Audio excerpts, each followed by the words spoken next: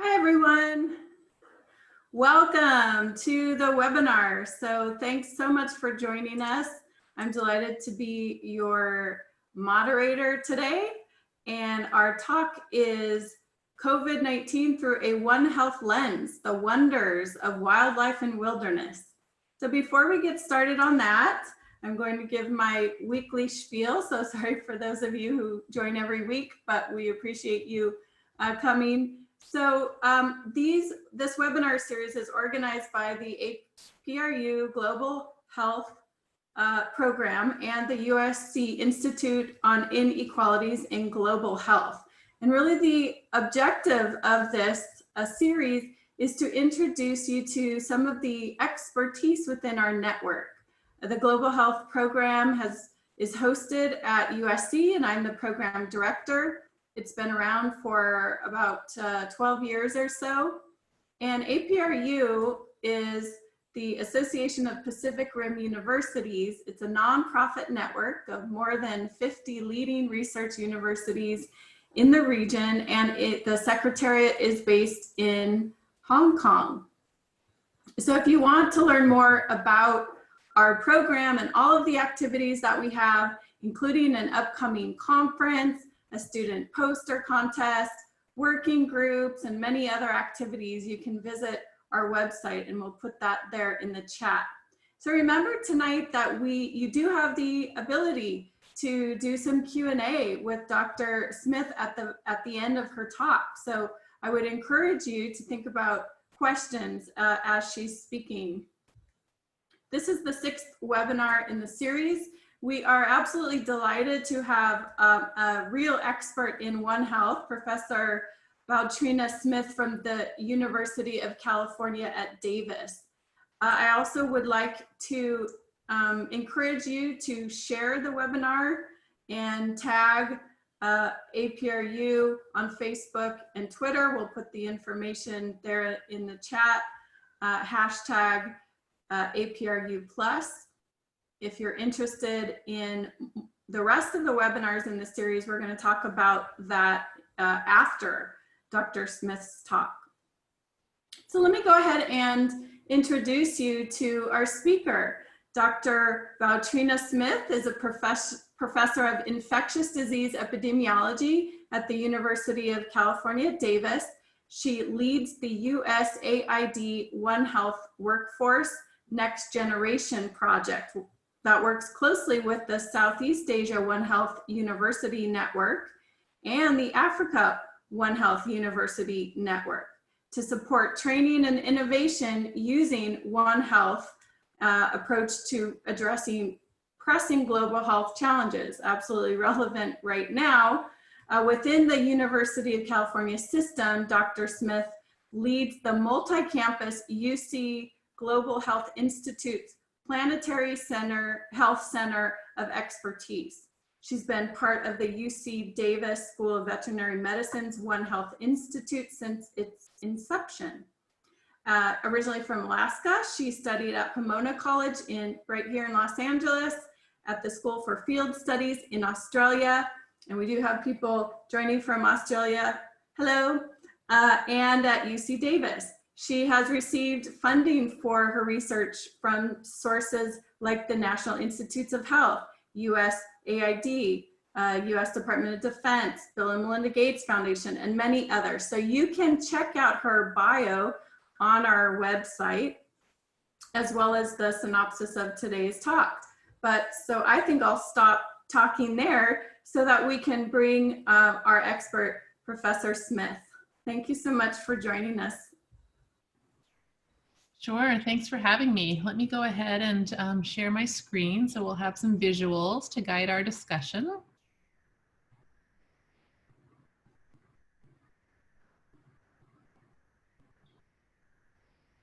Okay, so I think you can see that in presentation mode. Is that looking okay to you, Melissa? Yes. Okay, and then let me see if I can open up our little chat box on top of it so I can see as we go along.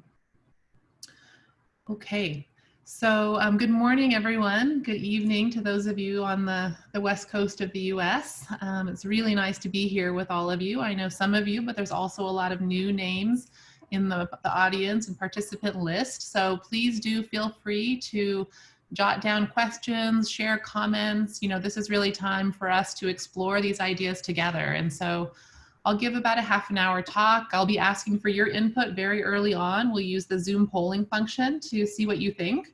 And then we'll go forward to think a little bit more about the COVID-19 situation that we're in and how that really relates to wildlife, wilderness, and a One Health approach. I realize that One Health is a little bit of a new concept to some people. So I will cover a little bit of just the basics on what we mean when we say One Health, because it can have some different applications, but we'll be able to do that together. And please do feel free at any point to just type into the chat box or use the Q&A, and we'll get to some of those questions along the way or after the initial presentation. So thanks for being here today. As Melissa said, I'm a professor at the University of California, Davis, and I've been working with the U.S. Agency for International Development on projects in Africa and Southeast Asia over the past, 12 years or so. And so part of that work has been based on the USAID PREDICT project, which was for about 10 years, where I was the capacity building lead.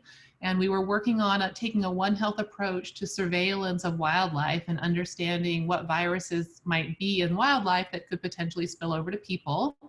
And then this past year, I'm very honored to be the technical director for a new 5-year project, which is the USAID One Health Workforce Next Generation project. And so with that role, I get to work with both SEAOHUN, Southeast Asia One Health University Network, which has over 100 faculty, 8 different countries, a really fabulous group of people. I'm sure some of you on this call are probably linked up in some of those different faculties already. And then we also take a similar approach working with 8 countries in Africa. And so this is the AFROHUN or OHCEA One Health University Network. And both of these networks have been going on for about 10 years before I was ever involved in my team. You can see the logos on the bottom for some of the different groups that are involved in this global consortium. And so numerous University of California campuses, as well as Columbia University, the ECHO Institute, EcoHealth Alliance. It's been quite an interesting consortium where everyone's bringing different skills to the table. And that's really why we think this project can be innovative and can be successful, is trying to really work across different disciplines and to take that One Health approach to move forward together. So what we're going to do here is just recognize a couple of very simple concepts that I hope will set a little bit of context for us. So as you all know, we are very globally connected, whether that's our food moving around the world, whether that's ourselves moving around the world, but we no longer live in isolation, and that's both a blessing and a curse. And so COVID is a very prominent example of how well things can move. And so we'll talk a little bit more about what we know about coronaviruses and how animals and people and interfaces really work together that led to where we are now in the pandemic, but also are very applicable to thinking about other viruses and other ways that disease transmission or disease prevention can be taken into account. The other kind of uniting concept that I want to make sure we keep in our minds is that we really start and end in communities. Right? So all of us live somewhere that's very special to us, and we have our homes and our families and our food and our forests. And so whether we're here in India or in Southeast Asia, thinking through, what are the daily decisions, what are the daily interfaces where people and animals and the environment all come in contact, what are different sources of risk for disease transmission in different occupations, in different parts of the world. Those are some of the things that we think about in these sorts of surveillance and One Health projects, because we want to find the balance. How do we try to help people and animals and then their shared environments all thrive together with a long-term view to sustainability? And so this is a picture from a project that I was working on in India a while back. But it could just as easily be something that we're thinking about in the context of Tanzania, where we have a long-term partnership with Sokoine University of Agriculture, and we look at what's happening with the health and disease in wildlife populations, and then with the communities that live along the edges of these parks, and thinking about how can we keep everybody healthy is a big part of that project, and taking a One Health approach. And then of course, this is my backyard. This is California. And I love the forests, I love the wilderness, I love the wildlife. And I think of this as kind of my happy place. But I do want to recognize that it's, of course, always a place where we have to think about what are the different ecologic niches and the different ways we interact with the animals and the people around us. And so with that, I think I'm going to take just a moment and go ahead and launch our poll, because I would love to hear from you guys what you think about different types of interactions or interfaces. So Tina, do you want to open the poll if you can, and then everyone will be able to select what they think are relevant answers. And you should be able to choose multiple answers. So the poll question that I think you see in front of you is, which of the interfaces below poses risk for disease transmission from animals to people? And you can select wet markets where animal products are sold, your house, parks and picnic areas, wilderness or forests, farms. Those are just some of the things that came to mind when I was thinking about the types of interfaces that we may be interacting with, and where we may be coming into contact with different types of animals and people and pathogens. So we'll leave this open for a little bit longer, and then be able to see what you guys thought.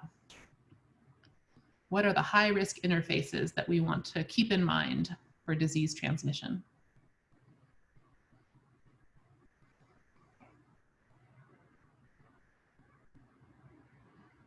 Okay, I see quite a few people have voted. We'll let a few more come in and then be able to end the poll, and then we'll share it.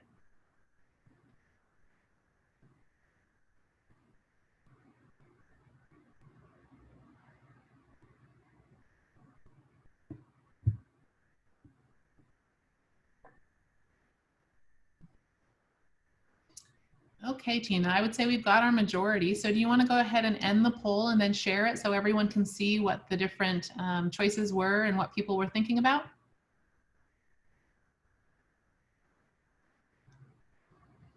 Okay, so I think everyone can see the poll results. And I think what we're seeing here is very characteristic and is really nice for us to talk about for a moment.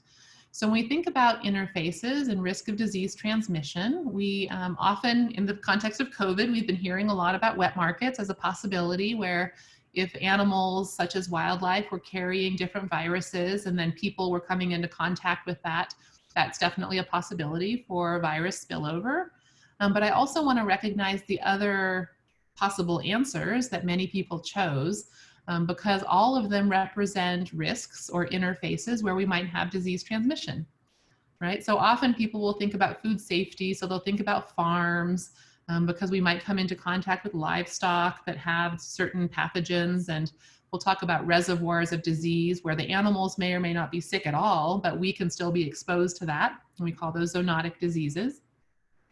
And then I want to recognize that the wilderness or the wildlife areas, whether it's in a town or a village where you may have some parks or picnic areas, or whether it's a really more of a wilderness setting with forests and jungles and caves, those also have interfaces or possibilities to contact different types of animals that can give you pathogens, and vice versa. We can give it to them as well. So we want to think about that. And then the answer that people tend to avoid, which happened here too, is your house, right? Our everyday living environment. We like to think that we're just insulated and safe and it's no problem. And my point here with the poll is just that there's risk everywhere, and that's okay. We just want to recognize that that happens, and that we want to think about hygiene and how we live and work, and so that we just minimize the chance for disease transmission among animals and to people, and then thinking about different transmission routes that sometimes can involve the environment. So I'll go ahead and stop the sharing, Tina. I think we made our point that there's lots of different ways that we come into contact with, let's see if we can get this one here.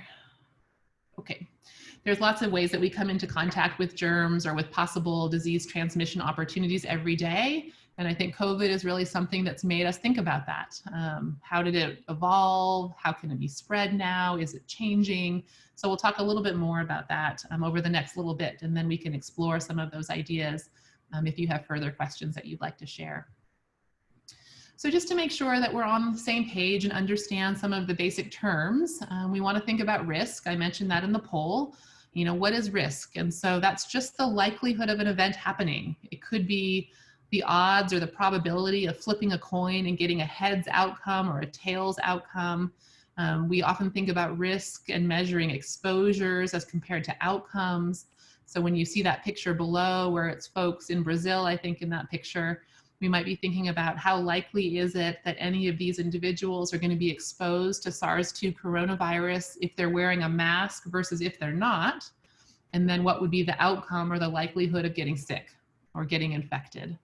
So I just want to clarify here, in case it's confusing at all, that the idea of risk, the idea of evaluating exposures and thinking about how that relates to disease outcomes is very useful.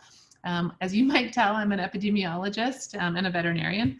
And so I really enjoy looking at these sorts of associations to understand patterns of disease, but also to understand possible intervention points and what we can do about it. So let's think a little bit let me move this out here so I can see better. For thinking about where we live, right? You guys recognize that there is possibilities of disease transmission associated with our houses and with farms and with wild areas. So if you think for a moment about what are some of the types of animals that we're interacting with every day, then we want to be able to think through, is that a possible risk that we need to be aware of? And this is a little bat, it's actually a big brown bat, that lives in my barn next door here. And so bats are one of the types of animals that really do well surviving amidst communities all over the world. And that's one of the reasons that we study them a lot, is because anything that they carry, and then if they are defecating or urinating or people are eating them, then that's a possible source of disease transmission. So you guys might think about the other sorts of wildlife that we live around, and that was really partly what informed some of the surveillance that we've been doing over the past 10 years in the PREDICT project. What is the wildlife that we really want to understand, because they live very well amidst communities all over the place. And so in addition to bats, rodents are something that, that we all have around our houses, I would imagine, and they're a possible reservoir or a source of disease transmission. It's just the nature of how we live, but we can try and manage that and reduce our contact in ways that will help to keep everybody healthy. So just raising awareness that wildlife and risk is common, and we want to just be able to move forward together and be able to figure those things out. How do we manage that risk? And that's really where the One Health approach comes into play. So we think about how do we recognize the relationships and the connections between animals and people and our shared environments. And we talked a little bit about bats and rodents as two of the common wildlife species that live in all of our communities. Primates are another animal host that we've been studying, partly because they're so closely related to us. So if we have something that can make a primate or a monkey sick, it can probably make us sick also. There you can see a monkey in Ethiopia actually chewing on a swab because we're taking a saliva sample to test it for viruses. So a lot of the work we've done has been working with those three types of animals in many countries in Africa and Southeast Asia, and thinking through how do we do research to have evidence-based decision-making, how do we do outreach and community engagement to raise awareness about risk interfaces. And so that's something that we want to be able to keep in mind.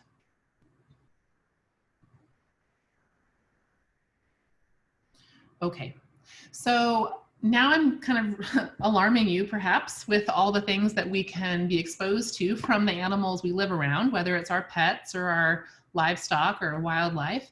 So I want to take a moment to go back and recognize that they have really important roles and ecologic niches that are something that make us really value these wildlife. And we do want them around, we need them desperately. And this picture just recognizes that one of the important roles of bats in many places is as pollinators, whether it's seed dispersers, if you're fruit bats, but also if you're an insect eating bat, you're involved with mosquito control and really helping to fill an important niche in the ecosystem. So I really want to try and let you know that bats have a very important role, even though they also are a source of many of the viruses that have spilled over to people over time. And we'll talk a little bit more about that. So this One Health idea really brings together humans, animals, and then our shared environments. And we really want to think through, how do we take a more integrated approach to answering health questions, to solving health problems? And that tends to require good communication, good collaboration, team-based approaches. I know you'll all be aware, previously, back in the day, we were trained in one very narrow area, and that's what we did, and that was the end of the story. And I think over time, we've really recognized we need to take a broader view and figure out how can we work together across sectors and disciplines. So whether it's something that we're taking on, coronaviruses and COVID transmission, or rabies, or malnutrition. I mean, it doesn't have to be infectious diseases. This idea of an integrated or multidisciplinary One Health approach applies to many, many different things. And so it can be very valuable. It can also be a lot of work. Sometimes things go slower because it takes longer to find the right areas of expertise, to have those people on your team and really recognize both the health sciences and really the evidence that goes along with what virus is it, or do we have a vaccine, but also really important to have the social sciences engaged. And that's something we haven't necessarily done very well over time, and we would like to do better. How do we really bring the social scientists onto these One Health teams? Because behavior change is so important for solving these problems. And without the social scientist perspective, we probably won't be as successful in intervening or finding ways to help keep local communities, whether it's for the people or animals environment, really all on the same page. So for those of you who like definitions, I'll just give you one here for One Health. WHO and others would describe it as the collaborative efforts of multiple disciplines working locally, nationally, and globally to attain optimal health for people, animals, and our environment. You'll see a lot of other definitions, but really I hope that really puts you more at ease at what we're talking about as we go forward. And this One Health framework, as I was starting to mention, is something that recognizes the traditional health sciences from human health, public health, environmental health, veterinary medicine, but it also really recognizes that the economic and policy decisions, that the cultural context, that climate change and environmental issues, as well as education and behavior, are all involved in these complex problems, whether it's COVID or water quality or food safety, you name it. We can't do it on our own. We have to recognize the connections, and probably COVID is a really good example where we know that if everybody was wearing masks all the time, that would help to reduce transmission. But there's a lot of cultural barriers to making that successful. And so thinking through how do we affect behavior change, which becomes part of that solution. So for One Health, we want to think about some of these problems that occur at the interface of humans and animals and their shared environments.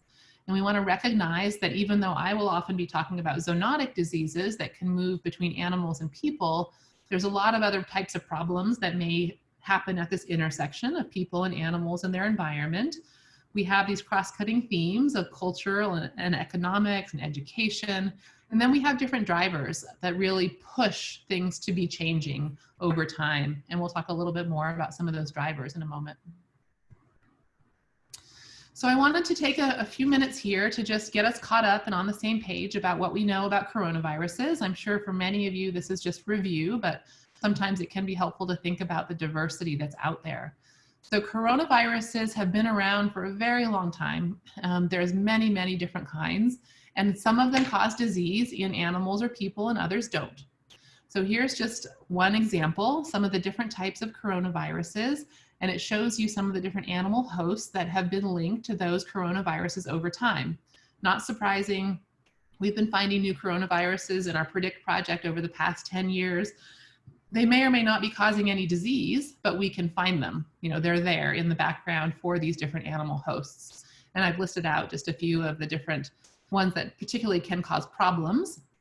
FIP for cats, infectious bronchitis virus for chickens, etc. So some of them definitely cause disease in animals, but many of them don't. So now you see that same phylogenetic tree showing the dispersal, but you see where the different SARS coronaviruses fall. They're beta coronaviruses, and they're in a very particular part of the coronavirus relationship there. And so we want to think about why those closely related viruses, SARS-CoV-1 previously kind of died out for the most part. SARS-CoV-2 seems to be going strong. And so we need to think about what that might mean.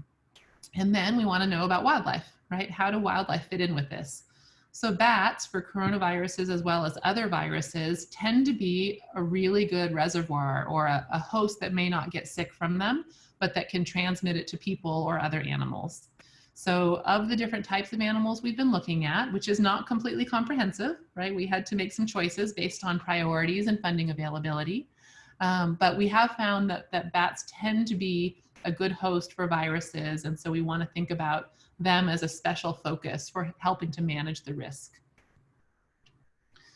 So then you have to think about, well, are you going to get sick or not, right? We can talk about COVID, and we can think about this epidemiologic triad where we have different factors related to the hosts. So that could be our immune status. It could be in people, but the hosts could be other animals, where we've seen infections in cats and minks, and then we've talked about bats.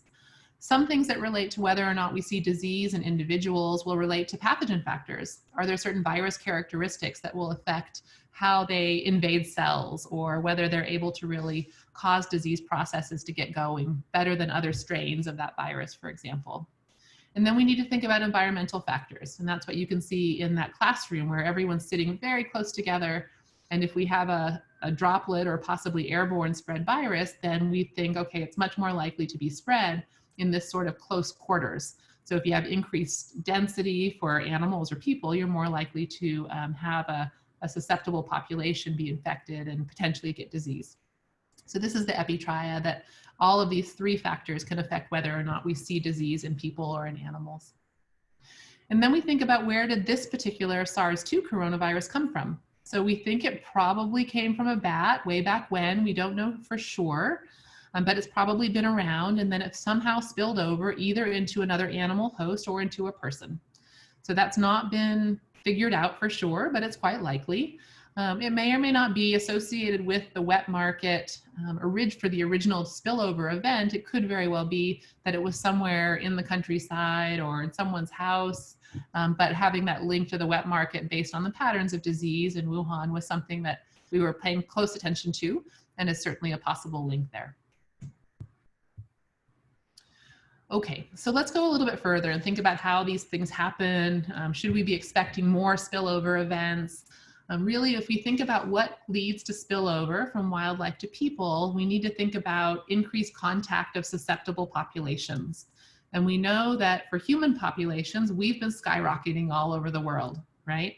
So population growth for human populations means if we have a lot more people, we need a lot more food sources. And it means we need more habitat. So we're expanding and changing forest into towns and villages and cities. So as those new interactions happen, after land use change happens, whether it's shifting from wilderness to farms or to cities and villages, those interactions of change, susceptible populations being exposed to new pathogens, that's going to increase the likelihood of spillover or transmission of a virus that may never have seen the human immune system. And if it's successful and it can invade, then it may cause disease. So we know that land use change as well as population density are some of the drivers that lead to spillover events. And there are certain hotspot regions in Southeast Asia, in Africa, in other places, in the Amazon, where the increased diversity of wildlife that can be hosts and then coming into contact with people are some of the likely contributors to seeing these spillover events. The spillover events have been happening for a very long time in small ways. The question is just, now that we're so globally connected, is it more likely that what moves in a very small outbreak setting will become a global pandemic? And we've now seen that in action.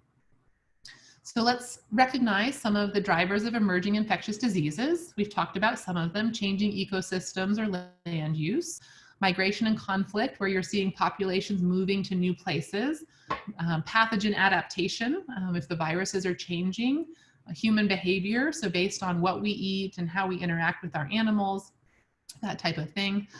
So there's a whole variety. There's more that aren't listed here, but lots of different things can lead to new contacts, new interfaces, and then new potential for a spillover event for a virus or another pathogen to move from animals to people.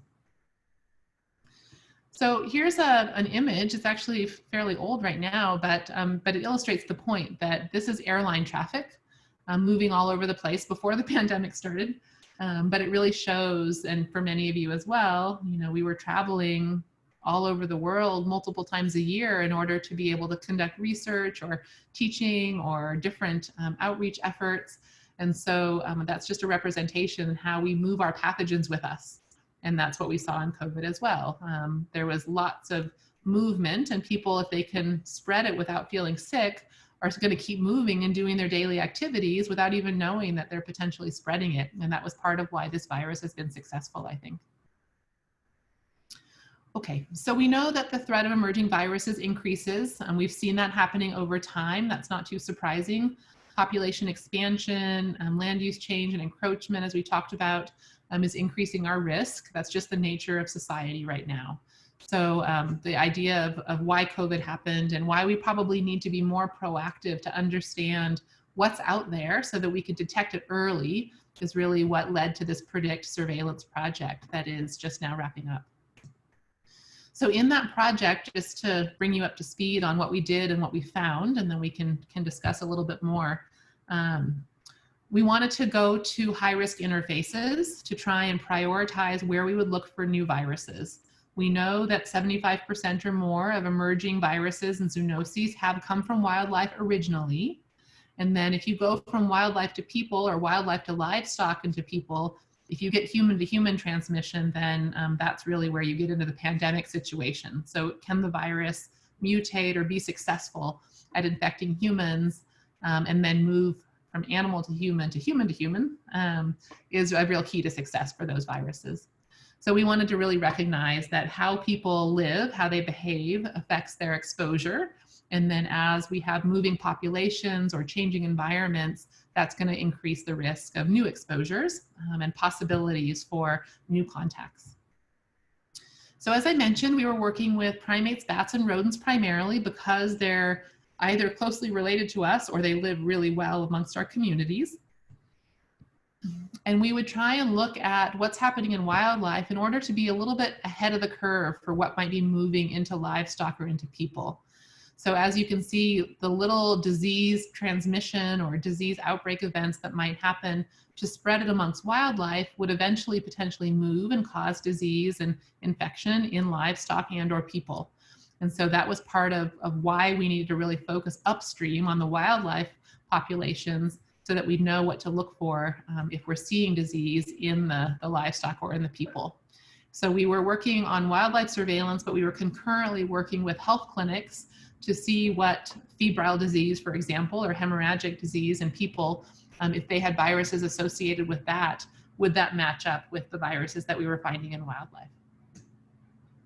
So we needed to think about certain high-risk interfaces. In some places, we were thinking about markets where you had different types of animals coming together. This is in Africa, where we were thinking about the MERS coronaviruses and what might be happening with camels as a possible reservoir, and then how camel movement might affect the spread of that disease. And in Southeast Asia, one of the areas that we were working in was wet markets. We were also working with bat Guano Farms because we knew bats were more likely to carry some of the different viruses that could spill over. So we wanted to understand what do they carry, but also what were some of the occupational safety measures that people might want to take to reduce their risk of exposure, because these viruses can be spread in the feces or in the urine or the saliva in many cases. So the PREDICT project was then trying to identify where we should go to do surveillance, try and understand what's circulating in the wildlife populations. If there were active outbreaks, try and figure out what were the causes, and then really do viral discovery in the laboratory that could inform how we might need to shift our approach. So of course, as you know, there can be challenges associated with doing viral discovery and viral surveillance in many places, whether that relates to power cuts or laboratory supplies. we did a lot of work trying to partner with the different universities and to build capacity so that they can keep doing that different work now. And that's been successful in many places to see these skills and the idea of being able to look for new viruses continue beyond the scope of the initial project. So I would consider that a success. So in the PREDICT project, we did a lot of training. Over 6,000 people were trained in the 30 countries we were working in. That did involve capacity building at over 60 labs. A lot of different protocols that were going on, over 160,000 samples that were tested and collected there. And then most interestingly, I think, over 1,000 viruses were detected and over 900 of them were novel. So there are a lot of viruses out there. They may not be causing disease, but at least we're starting to get a handle on what the diversity of viruses may be, so that if we start to see outbreaks happening in people or livestock, we're able to then compare, because all of these different viruses get logged in GenBank and get shared openly, so that we're able to try and build the library. The more we discover about what's out there, the quicker we can be to design interventions and go forward from there. So we learned a lot. We learned a lot about bats and viruses. This shows some of the movement. So the blue is the distribution of where this type of bat lives. And we happened to find a new coronavirus there in Uganda, but where the bats move, their viruses will move too. And so we could start to think about where some of the high-risk areas might be related to bat distribution and even seasonality of shedding. So there's a lot of interesting things that have to go along with understanding risk. This was a report of a new coronavirus that was coming from, I think, China in this case. And so we've tried to get these different discoveries out as we can. That's still underway. And then I'd like to spend just our last couple minutes here thinking a little bit about where we are now in the COVID situation. The figure on the right side talks a little bit about the stages of emergence. We've already mentioned that. At the bottom, stage 1, the little transmission events that may be happening amongst the animal species, possibilities for spillover across different animal species. But then the emergence for stage 2 happens when we start to see movement, larger outbreaks, spilling over into humans. And then stage 3 comes once you get into really large populations being infected through global movement and that type of thing. So COVID would fall into that pandemic emergence category now, and we want to be aware of those types of possibilities for the future. I pulled the case counts right before I got on today, so we're at over 12 million COVID cases. This is the Johns Hopkins site. The US is winning, lucky us. So we have a big challenge, but I do worry that for many of our partners where testing is not going on, we're missing it. And I know when I was talking with colleagues in Tanzania this morning, they said, we're just open for business as usual. You know, people aren't really sick. We're not really testing. We're just carrying on and we'll just see how we do. And so it's just different perspectives in different places, because that's very different than what much of the US would be advocating for and what many of you are thinking about in your own countries. How proactive should we be in trying to flatten the curve or prevent transmission? And how much do we hope for herd immunity and an intervention like a vaccine to come forward? So there will be a lot of interesting developments, not all the good ones, but we will hope to keep moving forward and to try and look for interventions. This is the current distribution of cases. So global spread, not surprising. It's in all of our backyards very much. So we want to think through really what happens next. And so I don't think we're going to be successful in getting the wildlife to wear masks or to really stop transmission potential. So we probably have to really work on that in our own communities. And I know for me personally, as we're starting to see research open up a little bit at the University of California, wearing masks, social distancing, being able to really focus on good hygiene measures, is really some of the best things we can do, both for professional and personal recommendations. And then obviously vaccine development, intervention development is underway, but we don't have a lot of great options there yet. So we do really hope that that will be successful, but there are some concerning things related to waning immunity for folks who've been infected previously. And so that does raise some concerns about how effective a vaccine will be.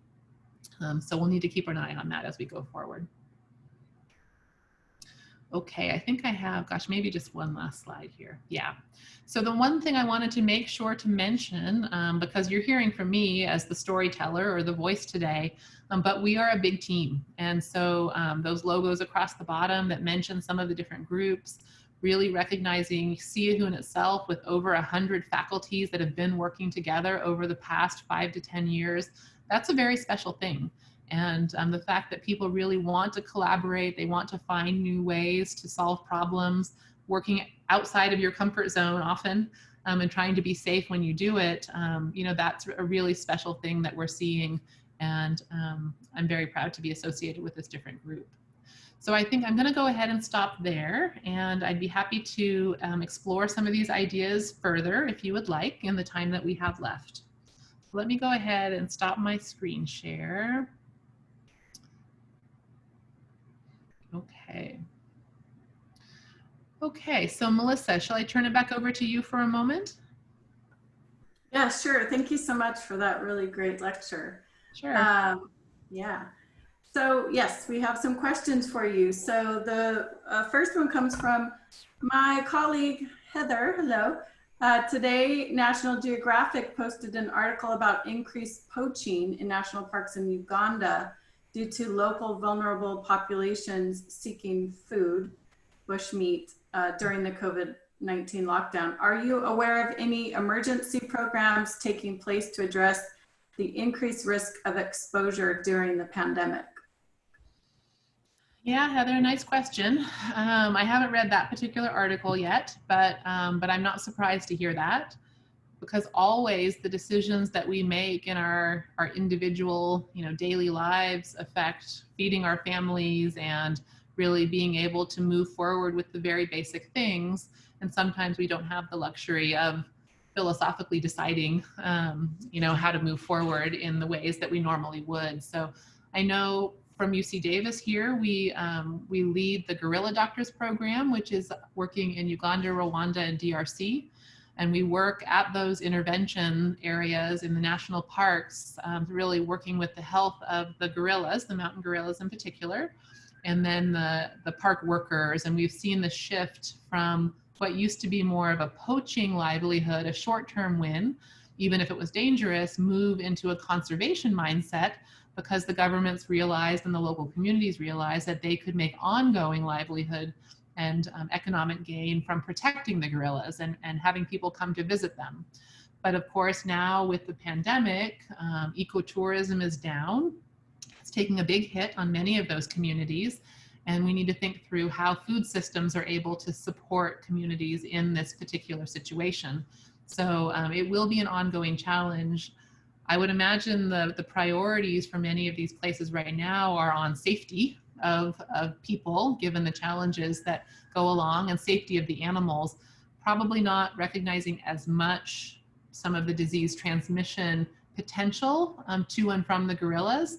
But that is something we want to keep an eye on. And there were already mask and social distancing recommendations in place in many of those places when it came to the threatened or endangered species, where the mountain gorillas are involved as one of them.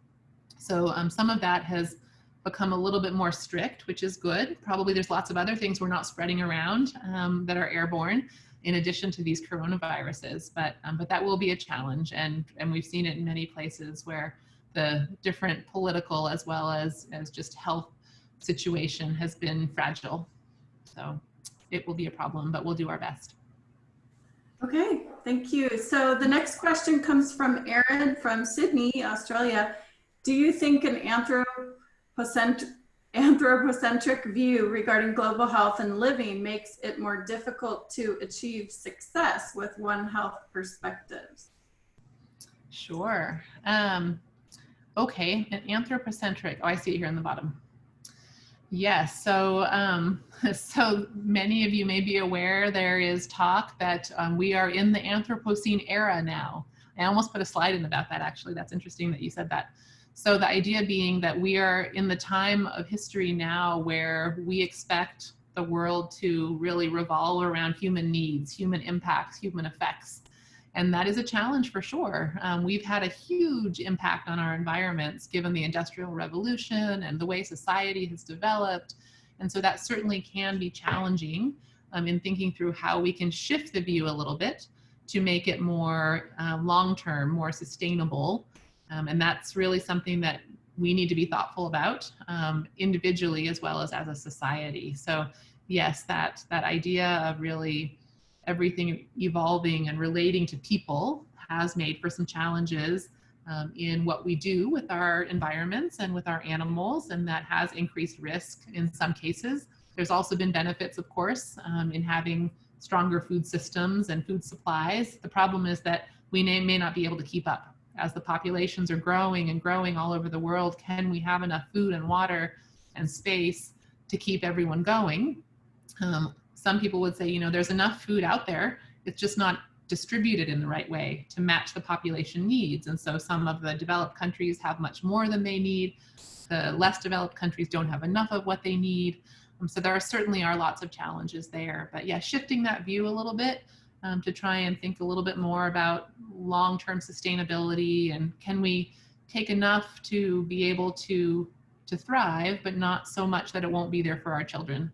And you've seen some of those shifts both in coal and power supplies, as well as in food systems and infectious disease risks. So thanks for that question. Okay, next one comes from, let's see, from the Philippines. Jessamine asks, in terms of mosquito and bat control, how can we know when to stop? How can we efficiently assess and monitor that our control measures are not causing deleterious effects into the ecosystem? Yeah, thanks, Jessamine. So mosquitoes and bats are always controversial, I would say, because they both can carry viruses or pathogens that can cause disease in people. So many people will say, I don't want them. I don't want to be exposed to those things. But control measures come in different forms. And so if you have bats and mosquitoes, the bats will help to control your mosquitoes, maybe not enough for what we would like. So you also will need other things like repellent or bed nets or different pieces. But how much is enough is tricky. I know there were studies for a while and intervention programs that said, we're just going to get rid of bats. We don't want them around. This was for rabies risk originally. And so they tried getting rid of bat colonies. And they found actually that it wasn't successful at all, because new bats just came in from new places and took over that space. So the idea of being able to get rid of the insects or get rid of the animals completely is probably not realistic. The more important part is going to be thinking through, how can we manage the risk? How can we keep them out of our houses or when we're sleeping, or those types of things? If we have food sources that we know that bats are, fruit bats are sharing with us, we probably don't want to be eating that part. If you are eating bats, that's something that's going to increase your risk to whatever they carry if it's not completely cooked. So there's a lot of different cultural meets health issues that could be explored, but the idea of the balance between the ecologic niche and then the risk of disease transmission is always something we think about with wildlife, with insects, and with other types of animals as well. So I don't have a perfect answer for you, but I do want to recognize you want to do enough to protect yourself, but also think through, you know, do those animals have an important role?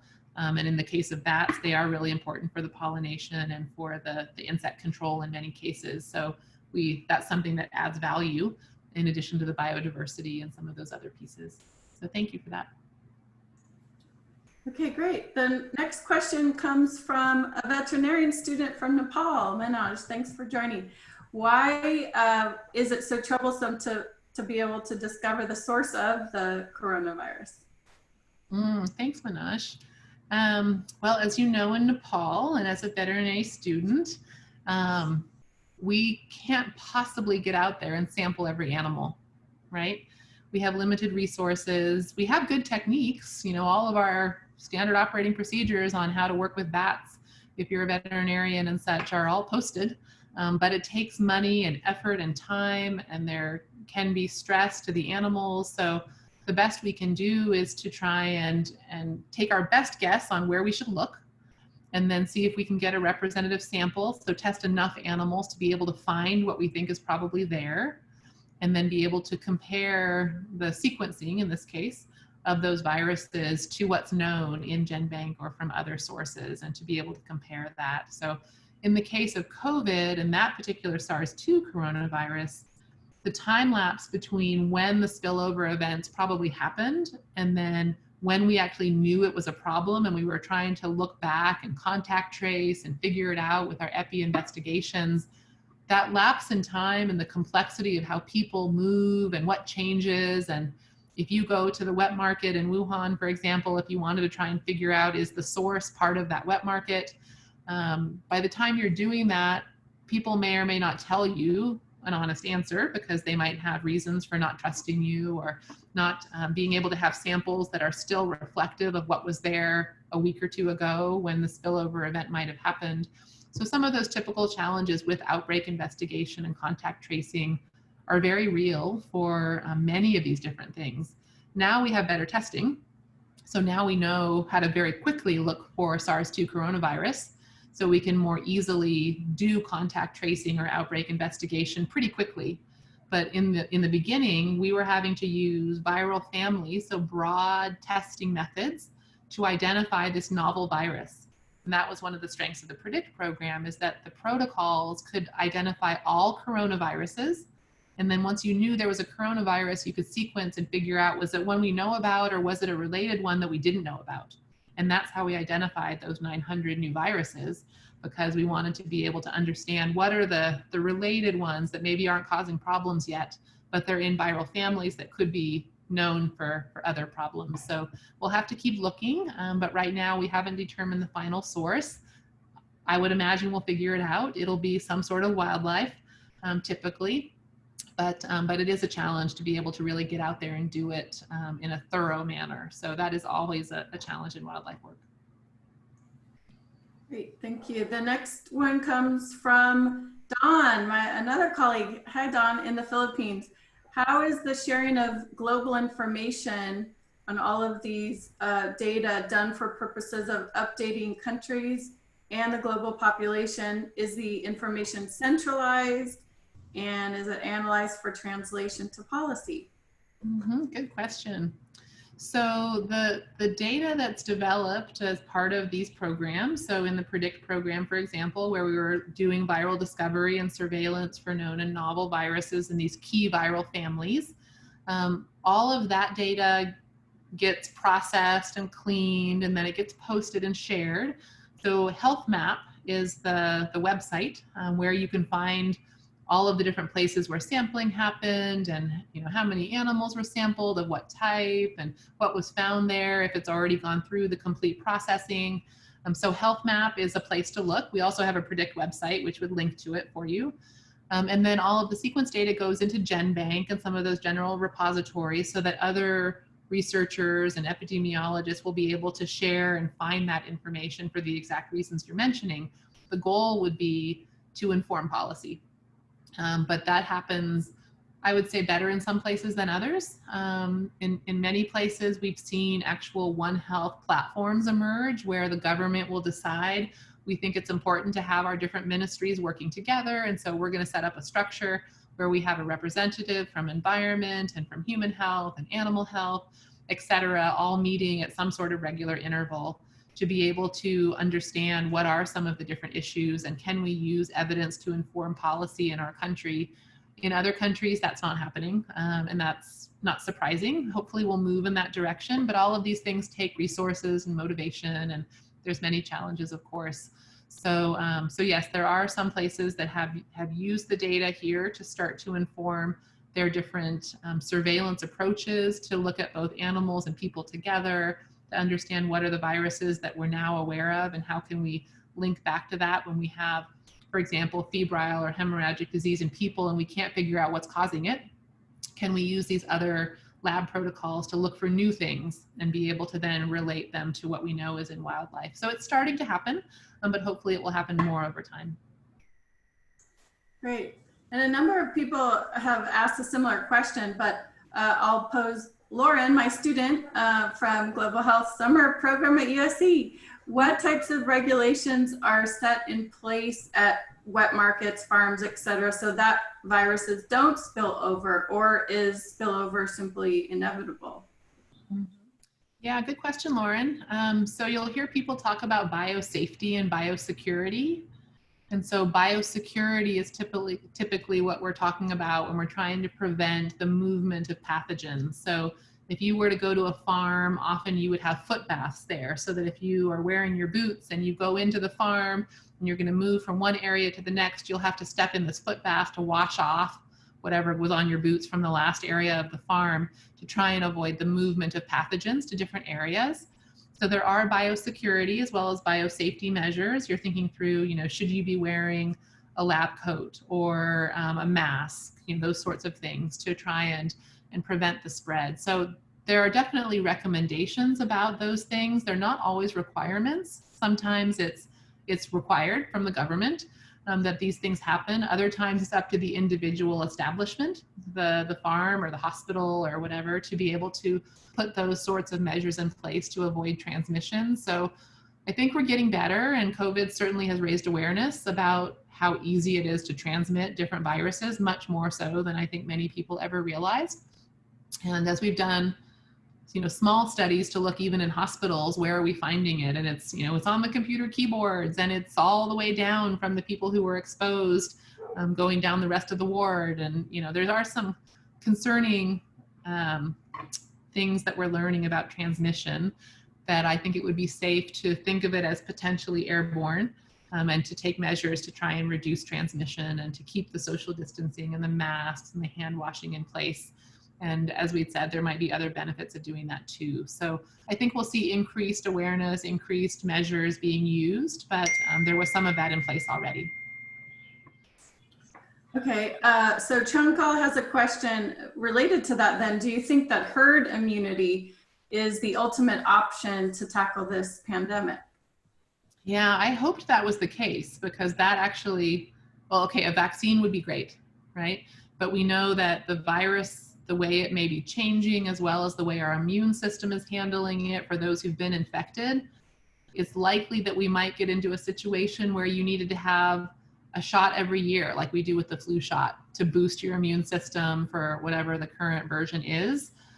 But we just don't know yet exactly what to expect. I think we really hoped that herd immunity would be a long-term solution, so that once we'd been infected and enough people had been infected and were now immune, that would protect the rest of them and you wouldn't get reinfected. But there's actually still a lot of open questions now that we need to kind of watch and wait and see and be cautious, because we're seeing the immunity go down very quickly. And so that is something that could be very problematic for herd immunity and being able to navigate our way out of that. So this one's a little different than some of the other viruses that we've dealt with, and we'll have to keep an eye on that. I think we have time for one more quick question. This actually isn't too quick, so sorry. But Kin Long from Chinese University of Hong Kong, public health student, says that in the face of global health and the political situation with the divided global community, how do we impact infectious disease control and prevention? And is there a better way for the global community to set up an effective organization outside of the WHO to monitor infectious disease control? Yeah, that's a big question. It's a big challenge. I think we've seen very variable approaches, right? In some places, planes aren't flying, schools aren't opening, everything's still in lockdown. In other places, it's business as usual and carry on. So there are big challenges that will affect what happens to the disease dynamics for sure. And we need to really be thinking through, what are we able to manage? I think that the varied perspectives, and my country is a good example, where we're not really getting consistent messaging about, is this real and how big a deal is it, and should we be wearing our masks, and what does that mean, both for health reasons and political reasons. That's created some very big challenges that are probably leading to increased disease spread. Because if people don't think they should wear masks, or they don't think this is real, it's not their problem, then that's going to create opportunities for ongoing transmission. And that's what we're seeing happening right now.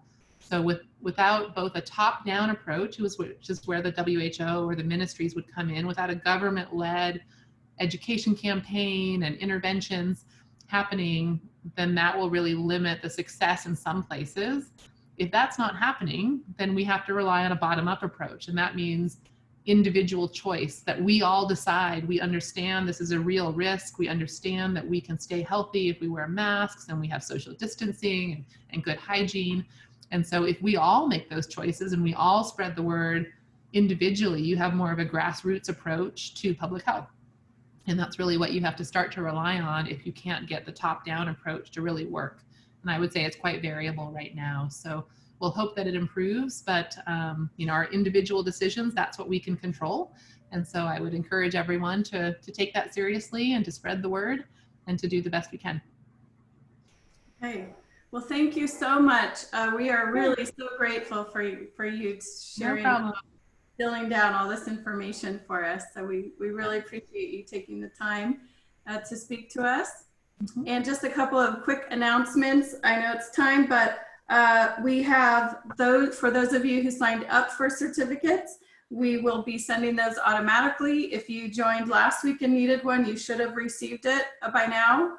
We also are going to be sharing the recording and slides via an email with everyone, and they're also available on our website, aprooplus.org. The next webinar, same place, same time.